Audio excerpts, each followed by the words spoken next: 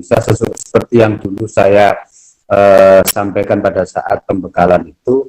Alhamdulillah khususnya di lingkungan PTKIN seluruh Indonesia, dari sekitar 57 PTKIN seluruh Indonesia, UIN Sunan Ampel Surabaya itu menyelenggarakan KKNDR itu pertama kali dari dari 57 PTKIN seluruh Indonesia. Ini saya kira terobosan yang luar biasa dan sekaligus juga menunjukkan tingkat kesiapan UIN Sunan Ampel Surabaya di dalam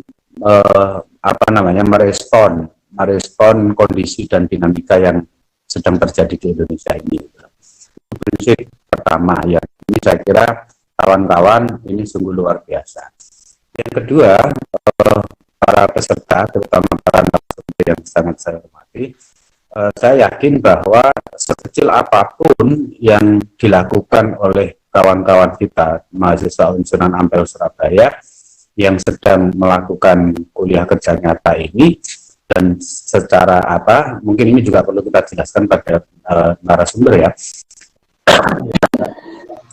model KKN di UIN Sunan Ampel Surabaya itu kan kita membikinkan konsep kerangka yang ada 3 pilihan kan, ada 3 pilihan yang bisa dilakukan oleh para mahasiswa untuk menjalankan KKN itu dengan tujuan bahwa sekecil apapun tadi yang saya sampaikan bisa memberi implikasi dampak nilai-nilai positif terhadap masyarakat yang didampingi gitu.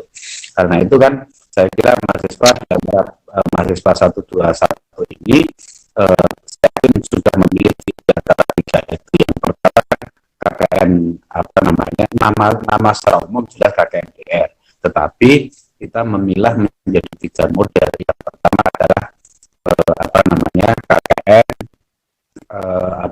DR itu sendiri. KKNDR itu maksudnya sesungguhnya lebih dikonsentrasikan bagaimana mahasiswa baik individu maupun kelompok dampak ataupun peristiwa kejadian COVID ini. Itu yang pertama. Yang kedua adalah ini KKN yang sesungguhnya menantang dan menarik bagi para mahasiswa yang kita sebut sebagai KKN KS, kuliah sosial langsung gitu kan. Nah, di dalam model KKN yang kedua ini kita memberi wahana, memberi ruang kepada para mahasiswa sesuai dengan disiplin ilmu masing-masing, bisa berbuat langsung, memberi kontribusi secara nyata kepada masyarakat di bawah. KKN KS ini sekalian ini saya juga semacam laporan kepada kawan-kawan, baik peserta maupun narasumber. Saya sudah mendapatkan banyak informasi laporan dari berbagai kelompok yang KKN KS ini itu cukup menantang dan menarik, dan hasilnya saya kira luar biasa, memberi implikasi dan dampak positif terhadap masyarakat. Salah satu hasil yang kami dapatkan dari beberapa kelompok itu, misalkan ada sekian kelompok yang memberi selain memberi bantuan secara langsung, yang menarik itu adalah justru secara filosofis itu memberi kail, bukan memberi umpan.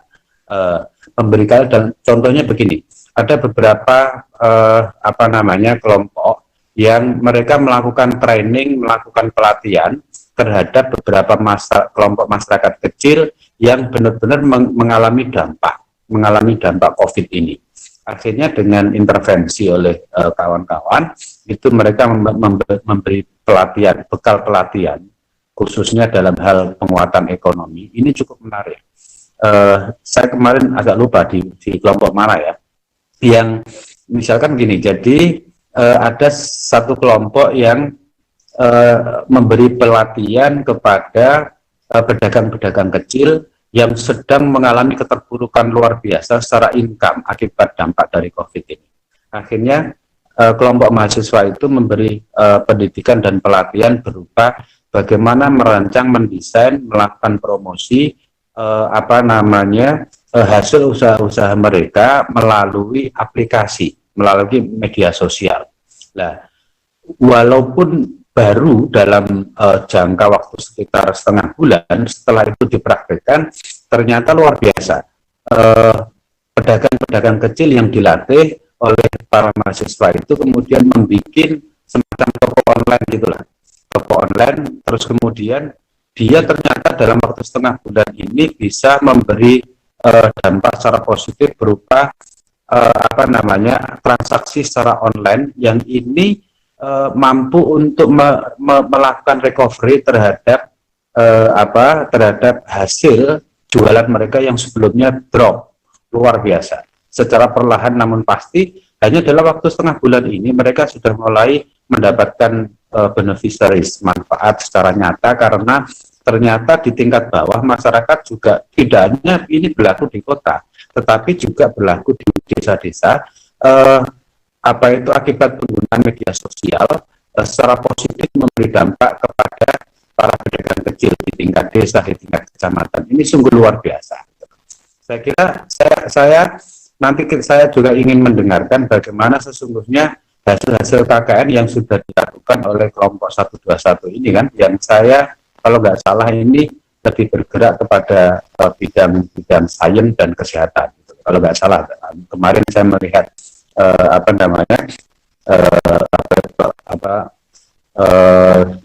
temanya seperti itu.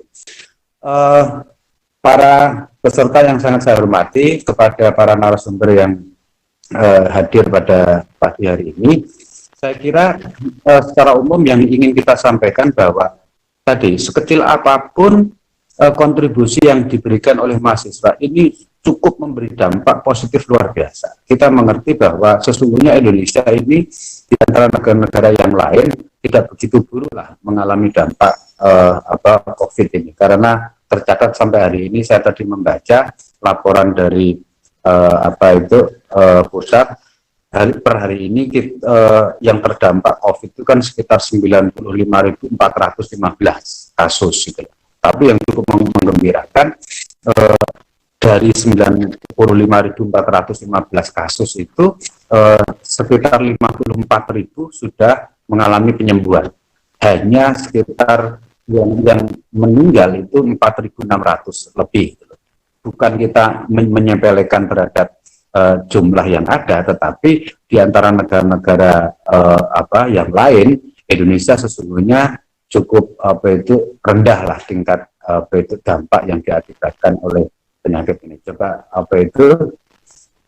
para peserta bisa membandingkan bagaimana di negara Eropa, di negara Amerika per hari ini. Di Amerika kan sudah jutaan yang terdampak dan yang meninggal itu lebih dari 150 jiwa manusia kan. Di Eropa juga begitu, terus seperti di negara-negara seperti Italia, seperti Perancis, kemudian di Spanyol itu sungguh luar biasa. Tetapi apapun yang terjadi, bahwa kita tetap optimis, seberapapun kecil yang kontribusi yang diberikan oleh mahasiswa kita, saya kira jelas akan memberikan dampak secara positif. Gitu. Saya kira catatan-catatan penting inilah yang perlu kami garis bawahi pada para peserta. Saya kira masih banyak waktu yang bisa kita berikan kepada masyarakat Indonesia ini. Kita khawatir jangan sampai negara kita ini mengalami dampak yang lebih negatif lagi. Saya kira sama-sama mengerti kan, hari ini sudah ada beberapa negara yang mengalami resesi, yang secara jelas menyatakan diri sedang mengalami resesi. Misalkan yang kita lihat kan, Singapura itu sudah menyatakan diri terjadi resesi, Korea Selatan juga terjadi resesi. Coba lihat saja nanti dalam 1 bulan ini akan ada banyak negara yang mengumumkan secara resmi terjadi resesi di negara itu, karena memang dampak yang ditimbulkan oleh COVID ini sungguh luar biasa. Kita tidak ingin diskusi tentang teori konspirasi, tentang siapa yang sesungguhnya melakukan membuat trigger dari penyakit ini, tetapi apapun bahwa ini realita yang karena ini adalah realitas, selain kita bicara tentang wacana, tentang teori, tentang konsep, yang lebih dibutuhkan dari masyarakat dan bangsa ini adalah bagaimana, dan ini tanggung jawab moral kita, lebih-lebih Sunan Ampel Surabaya sebagai PT KIN yang jelas-jelas berlogo Islam, ya punya spiritualitas, ini punya tanggung jawab besar. Ini kita tegaskan, masih ada sisa waktu kan bagi para mahasiswa. jangan pernah mengeluh, jangan pernah frustasi dan putus asa. Kita tetap diberi tanggung jawab moral, lebih-lebih doktrin kita, UIN Sunan Ampel Surabaya juga Islam selalu menegaskan bahwa sedikit atau banyak amal ibadah yang bisa kita berikan, bisa kita perbuat, baik untuk diri kita, untuk keluarga kita, untuk masyarakat, lebih-lebih untuk masyarakat dan bangsa kita, ini merupakan sebuah catatan amal jariah kita untuk saham kita ke depan. Saya kira poin-poin penting yang sekedar sebagai catatan yang bisa kami sampaikan pada forum webinar kali ini, hanya itu. Untuk selanjutnya, sekali lagi sebelum kami serahkan kepada host ataupun moderator, kami atas nama UIN Sunan Ampel Surabaya, atas nama LP2M, memberi apresiasi yang setinggi-tingginya. Hari ini saya tegaskan, di antara 250 lebih kelompok yang sedang melakukan KKN, saya kira kelompok 121 ini, yang penting bukan 212 ya, kelompok 121 ini adalah kelompok yang pertama kali menginisiasi melakukan sosialisasi dan semacam monitoring, mungkin juga sudah melakukan hasil elaborasi terhadap kerja-kerja KKN selama 1,5 bulan ini. Akhirnya selamat melakukan webinar, selamat melakukan sosialisasi, dan kita mohonkan masukan-masukan dari para narasumber. Dua narasumber sudah hadir di sini. Saya akan lebih mendengarkan selanjutnya bagaimana hasil paparan dari kerja-kerja kuliah kerja nyata selama 1,5 bulan ini, dan kita mintakan beberapa perspektif dari para sumber. Terima kasih Mas, terima kasih Mbak. Sama-sama. Selamat. Assalamualaikum warahmatullahi wabarakatuh. Waalaikumsalam warahmatullahi wabarakatuh. Baik, ucapkan terima kasih kepada Bapak Dr. Rubaidi MAG selaku Ketua Pusat PKM LP2M Sunan Ampel Surabaya. Menginjak acara berikutnya, yaitu pembacaan ayat suci Al-Quran oleh Saudara Putri. Kepada Saudara Putri, tempat dan waktu kami persilakan. Assalamualaikum warahmatullahi wabarakatuh. Waalaikumsalam warahmatullahi wabarakatuh.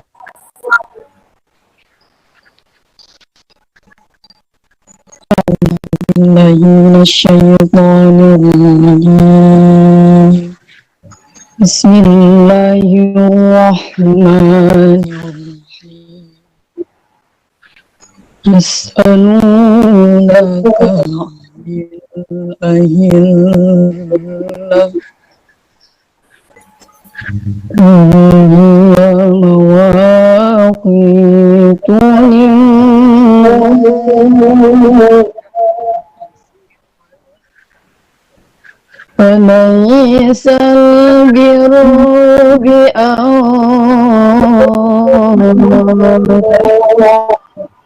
buyut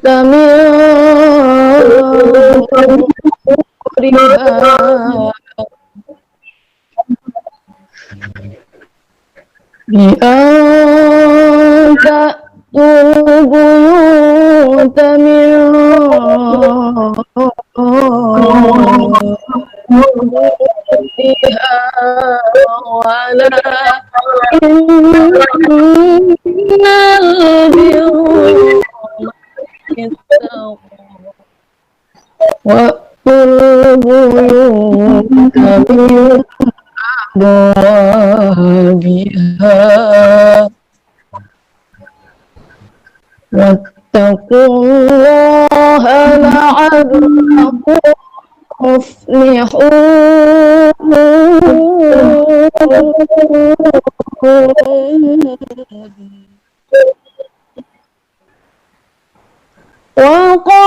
وقاتلوا في سبيل الله الذين تخافروا لكم ولا تحزنوا إن الله لا يحب المعتدين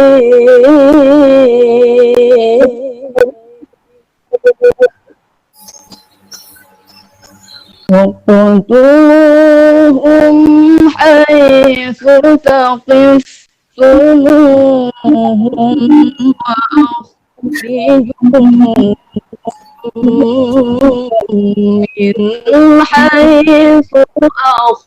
وأخرجوهم من حيث أخرجوكم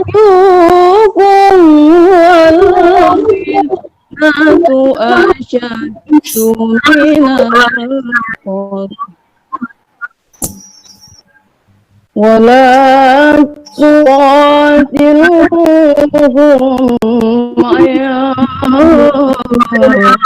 عند المسجد الحرام حتى يقاتلوكم فيه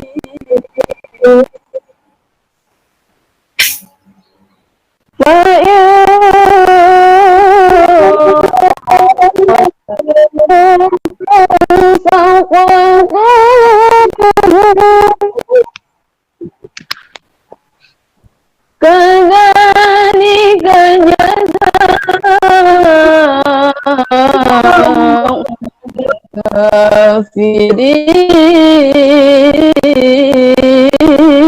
الكافرين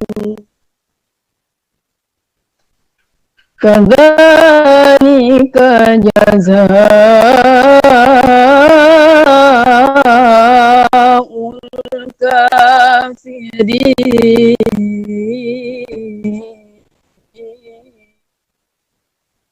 صدق الله العلي العظيم. Assalamualaikum warahmatullahi wabarakatuh. Waalaikumsalam warahmatullahi wabarakatuh. Khair. Baik, diucapkan terima kasih kepada saudara menginjak acara selanjutnya, yaitu acara yang kita tunggu-tunggu, webinar dengan tema Implementasi New Normal Pasca Pembatasan Sosial Berskala Besar yang akan dipimpin oleh moderator Ibu Lia Hilyatul Masrifah MA. Kepada beliau, tempat dan waktu kami persilahkan.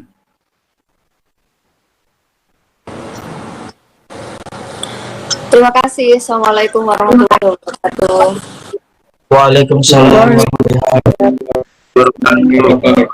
Alhamdulillah, saya bisa bertemu virtual sama mahasiswa-mahasiswa keren ini. Oke, jadi langsung saja ya. Selamat datang kepada para narasumber. Perkenalkan, nama saya itu Lia Hilyatul Masrifah. Kebetulan saya ini dosennya Gitri. Gimana ini mahasiswa semester akhir sudah menemukan tambatan hati nggak, Git? Belum ya, KKN-nya KKNDR kamu sih. Jadi kalau KKNDR tuh nggak bisa ketemu jodoh. Biasanya ketemu jodoh di KKN lapangan, Git. Biasanya ada cilok-cilokan ini. Jadi ini teman-teman KKNDR ya, KKNDR.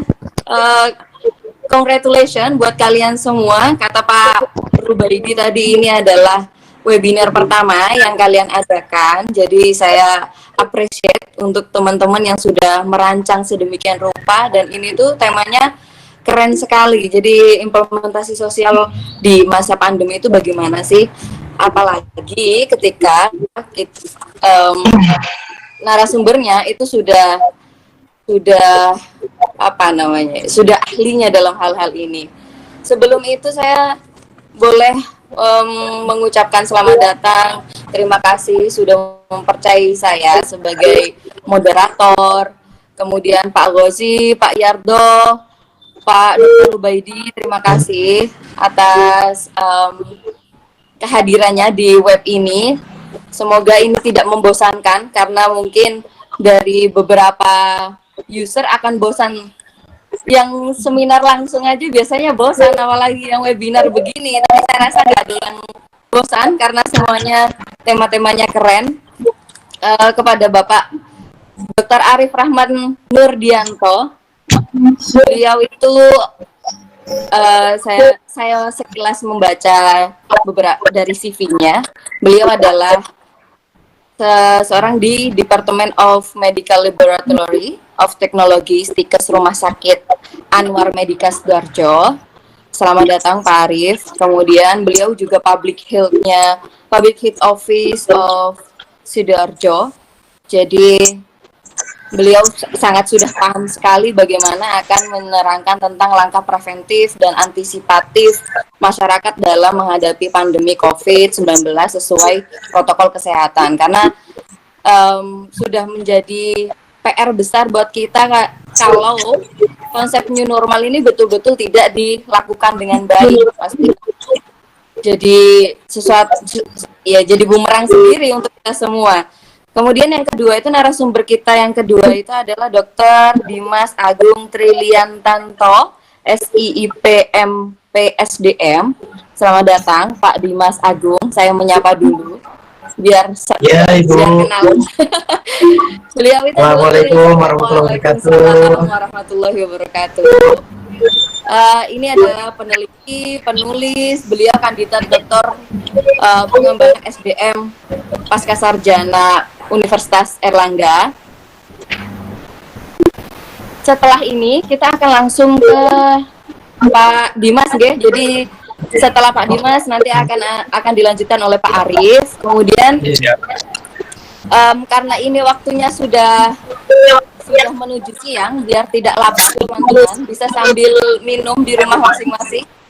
Tapi kita akan memberikan waktu sekitar 30 menit per materi. Jadi saya akan persilakan saat ini juga kepada Pak Dimas Agung untuk menjelaskan bagaimana sih pengaruh kualitas SDM pada masa pandemi COVID-19 saat ini. Secara kita tuh banyak yang mager ini Pak, gimana ini teman-teman biar nggak mager, biar tetap produktif begitu, SDM-nya tetap berkembang lah ya gitu. Iya, betul. Monggo Pak Agung, silakan. Ya, terima kasih.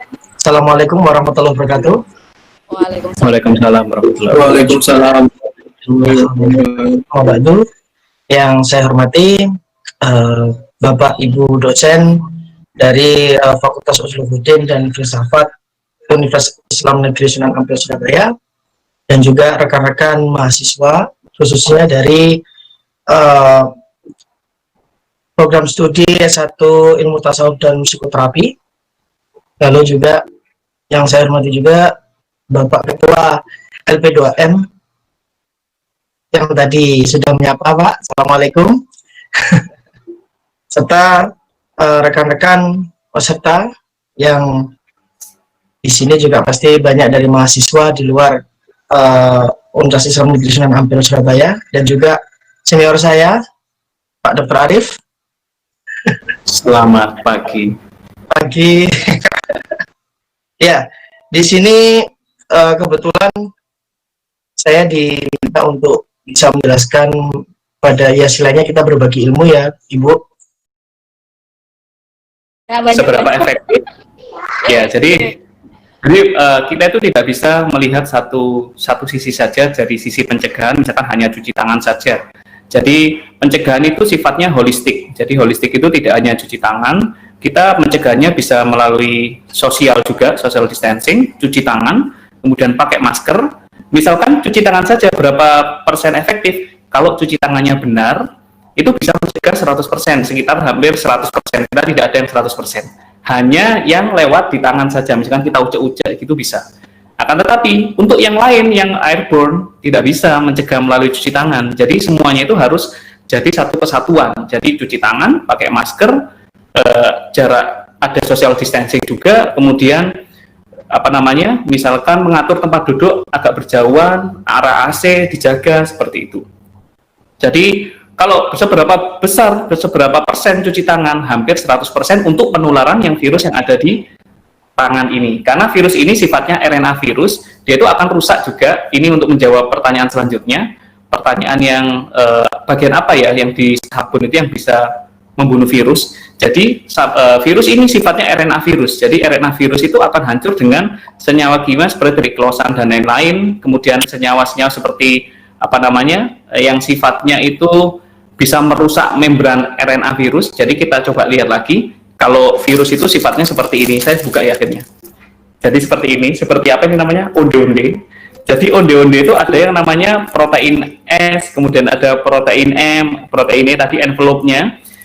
Nanti bagian-bagian yang di sabun itu yang akan merusak struktur ini. Jadi merusak apa ya ini envelope-nya virus atau selubungnya virus. Jadi ini akan dirusak sehingga RNA-nya itu akan keluar. Kalau RNA-nya keluar, dia tidak bisa masuk sel, dia akan mati. Seperti itu. Jadi untuk yang spesifik yang mana yang di sabun yang bisa membunuh virus, jadi seperti triklosan itu bisa. Nanti banyak yang di sabun itu bekerja tidak hanya satu saja, tidak hanya satu senyawa saja. Jadi senyawa yang ada di sabun itu saling bekerja sama untuk menghancurkan protein envelope dari virusnya. Seperti itu jawabannya. Untuk senyawa-senyawa yang lain ini saya tunjukkan nanti ya, bisa saya share di sini seberapa persen penelitian untuk persentasenya bagian mana atau senyawa mana yang besar, yang sangat besar itu harus saya sebutkan dengan jurnalnya. Saya tidak mau menjawab tanpa ada jurnal yang menyebutkan berapa persen. Seperti itu. Kemudian kalau di alkohol juga bisa merusak protein envelope dari virus, dan itu syaratnya alkoholnya minimal ya 70% ke atas dan tidak boleh dicampur-campur yang lain. Kalau masalah yang lain seperti ada lagi yang ekstrak daun sirih bla bla bla bla itu yang lain itu harus ada penelitiannya dulu, harus ada bukti jurnalnya dulu. Jadi kita masyarakat ilmiah cara menjawabnya juga harus ilmiah. Jadi untuk senyawa-senyawa lain yang ada di sabun nanti kita coba buka lagi apakah ada hanya satu senyawa ataukah semuanya bekerja. Kalau dari segi saya di teman-teman imunologi itu semuanya saling bekerja sama untuk menghancurkan virus. Jadi meningkatkan kemampuan meningkatkan emulgator ya. Jadi di sabun itu ada namanya emulgator, dia akan merusak protein-protein yang ada di yang ada di envelope-nya virus itu tadi, sehingga envelope-nya akan rusak, buka, RNA-nya tidak bisa menginfeksi sel, lah matilah si virus itu. Seperti itu. Terima kasih Bulia. Terima kasih Pak Dr. Arif. Silakan makan onde-ondenya Pak Dokter. Ikhlas saya, meskipun saya juga lapar loh. Monggo yang lainnya, karena ini ada Pak Dr. Ronald, beliau akan tanya pada Pak Dimas. Saya berharap pertanyaannya singkat, padat, dan jelas. Nanti ke Pak Dimas jawabnya 5 menit saja, nggih. Monggo Pak Dr. Ronald, silahkan. Assalamualaikum warahmatullahi wabarakatuh. Selamat pagi semuanya. Salam kenal ya Dr. Ronald, sahabat. Ini pemirsa Dr. Arif ya. Satu alumni dari Universitas Erlangga. Saya apresiasi sekali pada panitia dan juga penjara yang luar biasa. Ini mohon izin bertanya satu saja kepada Pak Dimas dan juga Mas Dr. Arif, mungkin bisa berkolaborasi. Jadi ada suatu fenomena yang saya amati ini di kota Surabaya setelah 3 jilid PSBB yang kemarin itu, ada satu edaran dari wali kota yang menyatakan bahwa akan dilakukan jam malam. Nah, seperti itu. Nah, Mas, ini saya sharing aja, mohon tanggapan. Sementara kalau dilihat dari sisi ekonomi, ada usaha-usaha yang ya bukanya malam seperti itu. Jadi tentu itu seperti itu. Nah, apakah selama protokol COVID dipatuhi?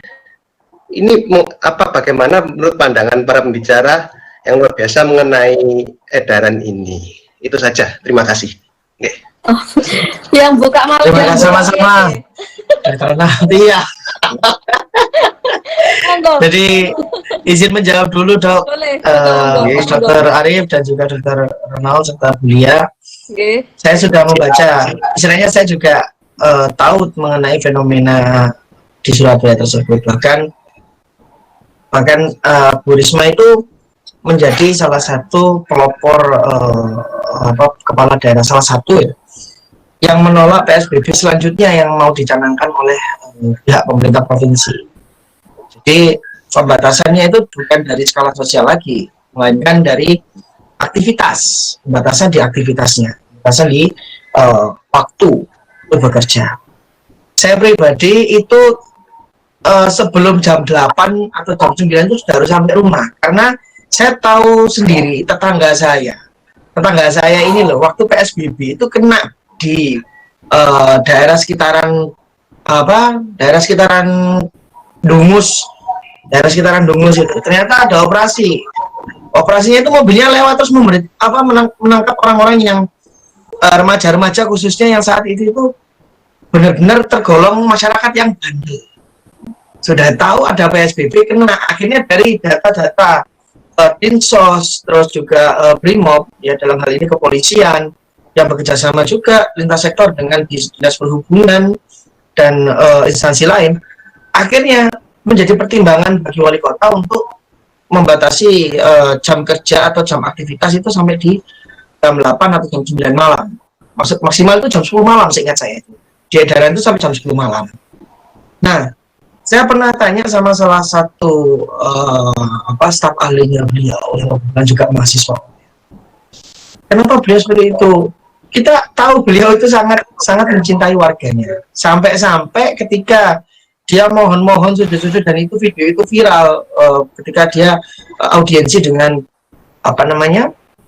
pihak rumah sakit, pimpinan rumah sakit sebagai Satgas Covid, mohon untuk ini dan lain sebagainya, dan itu menjadi salah satu landasan pemikiran saya kenapa beliau sampai seperti ini. Aspek sosialnya pun diteliti juga, psikologis juga sudah. Ya itulah warga plus 62 seperti kata Mas Dr. Arif. Plus 62 semakin dilarang semakin dilakukan. Ya kan, dipaksa seperti apapun, meskipun dia di penjara sekalipun dia tidak takut, karena keyakinan dengan kenyataan itu selalu kontras. Itulah sebagian warga plus 62 yang yaitu bandel dengan aturan-aturan yang ada, sehingga itu sangat merugikan sekali. Kenapa? Kalau kita dalam arti ini bekerja terus lembur ataupun kita nongkrong setelah bekerja itu kan juga semakin capek, imunnya menurun. Artinya sebenarnya pembatasan waktu kerja itu seperti yang saya tadi di slide juga mengatakan, adanya beban kerja dan waktu kerja itu juga dibatasi, aktivitasnya juga. Karena apa? Imun itu gampang naik juga gampang turun. Gak cuma didoping dari makanan minuman yang bergizi, enggak. Gak cuma didoping juga dari sisi kesehatan juga enggak, atau olahraga gitu enggak. Tapi dari diri kita dengan pemikiran-pemikiran yang positif, terus kita juga tidur yang cukup, ya kan, kegiatan aktivitas kita juga yang membatasi diri kita sendiri untuk tahu kapasitas imun dalam diri kita itu bagaimana. Mungkin seperti itu Dr. Ronald dari jawaban saya. Terima kasih. Saya coba jawab. Jadi terima kasih Bro Ronald. Ya, jadi Bro Ronald ini luar biasa ini ya. Sejak zaman kuliah itu menonjol sekali. Ya luar biasa Bro Ronald. Jadi kami gini Bro Ronald. Jadi PSBB itu pembatasan jam malam atau apapun istilahnya itu seharusnya diiringi dengan evaluasi dari pemerintah, itu meskipun polisi maupun pemerintah daerah itu harus ada riset ya. Kita menjawab itu dari riset. Jadi harusnya cobalah buat riset tentang kebijakan publik, yang mungkin Pak Dimas ini yang ahlinya di kebijakan publik. Efeknya itu apa sih dari segi ekonomi, kemudian dari segi sosial, itu harus ada risetnya, dan kita belum pernah melihat hasil riset efektivitas PSBB ini apa sih dari segi kesehatan, ekonomi, bla bla bla, sehingga kita bisa mengevaluasi perlu nggak kita lakukan pembatasan jam malam, apa nggak pembatasan jam pagi aja sekalian, kenapa nggak siang aja, kenapa nggak, kalau pagi kan banyak orang yang masuk, nah seperti itu kan.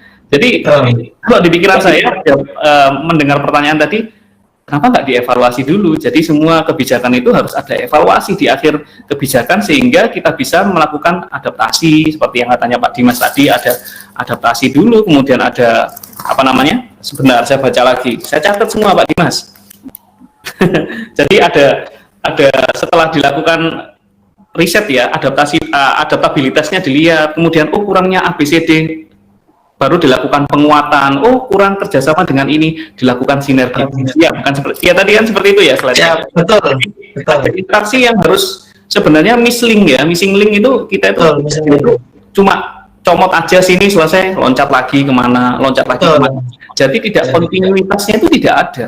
Padahal kalau kita diajarkan itu sesuatu yang bagus itu dilakukan secara kontinu. Jadi ada perbaikan terus menerus. Jadi kontinu risetnya harus dilakukan sih. Sebenarnya kalau dinilai gimana ya untuk pekerja rawan setan, rawan sundel bolong, rawan apa-apa yang setan-setan itu semua, itu pasti ada impact-nya buat mereka, ekonominya mereka. Dan itu nanti mungkin Mas Dimas sama Bro Ronald bisa riset sama saya, mungkin seperti itu kita menulis jurnal. Jadi efek samping dari webinar ini kita buat jurnal yang masuk Scopus seperti itu. Mungkin ada teman-teman. Amin, mantul. Gitu sih. Kita harus memanfaatkan kelemahan kita atau pandemi ini menjadi sebuah tulisan tangan, karena menurut saya seseorang itu akan dikenang terus melalui tulisan, bukan melalui dari jabatannya. Jabatan itu akan hilang, tapi tulisan itu akan ada terus dan membawa manfaat terus bagi kita. Itu aja dari saya akhiri. Wassalamualaikum warahmatullahi wabarakatuh. Waalaikumsalam warahmatullahi wabarakatuh. Terima kasih. Bagaimana Pak Ronald? Sudah cukup nggih? Pak Dokter? Terima kasih Pak Dokter Arif sama Pak Dimas Agung. Saya banyak belajar dari beliau-beliau ini. Kalau di rundown acara itu saya suruh menyimpulkan. Nah, saya ini suruh menyimpulkan apa? Wong ini bukan bagian saya. Saya itu ngajarnya itu di studi agama-agama. Kalau disuruh ngasih ceramah juga nggak ahli agama. Biasanya malah banyak menyesatkan, jadi begitu. Ya, saya berharapnya teman-teman mahasiswa, jadi teman-teman mahasiswa tetap semangat, tetap jaga protokol. Apapun itu, karena saya beberapa poin yang saya ambil itu, kalau Pak Presiden bilangnya harus berdamai dengan keadaan, itu harus melalui term-term yang sudah diberikan oleh Pak Dimas, oleh Pak Dr. Agung. Jadi harus ada kolaborasi biar produktif. Untuk yang ibu-ibu itu sekarang di golongan grupnya emak-emak yang menyekolahkan anak itu banyak sekali yang ngeluh, aduh paketan HP anak 3, harus punya HP 3 karena tiap mata pelajaran harus ada grupnya, beda gurunya, beda kelasnya, dan lain sebagainya. Saya rasa pesan yang jadi ada slide-nya di Mas Dimas itu ada, Pak Dimas itu ada tentang optimalisasi teknologi, itu saya rasa cukup, harus betul-betul digunakan, dan ini adalah PR-nya teman-teman KKNBR agar bisa mensosialisasikan dengan baik bagaimana kita harus beradaptasi melalui kesadaran kita tentang bagaimana sih harusnya menjaga diri di situasi pandemi COVID-19 ini.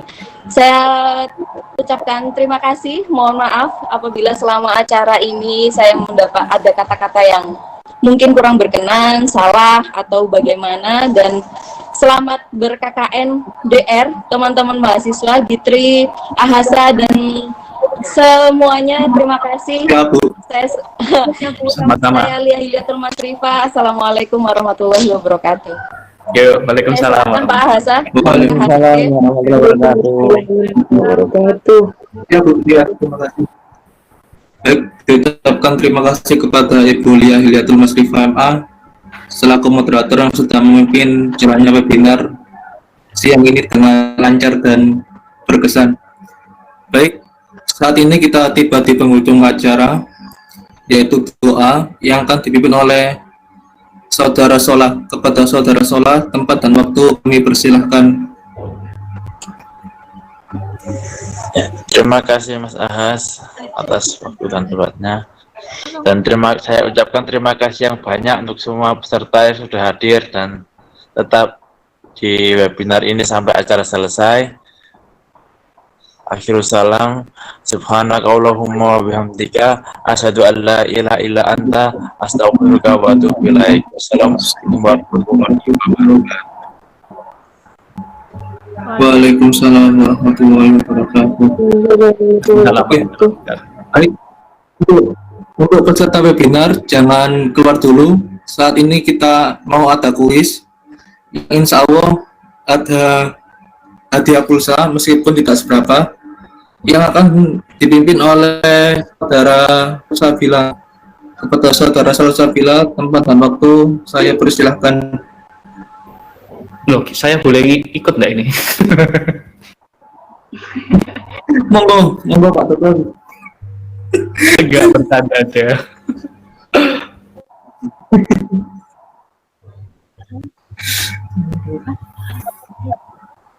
Waalaikumsalam warahmatullahi wabarakatuh. Waalaikumsalam warahmatullahi wabarakatuh.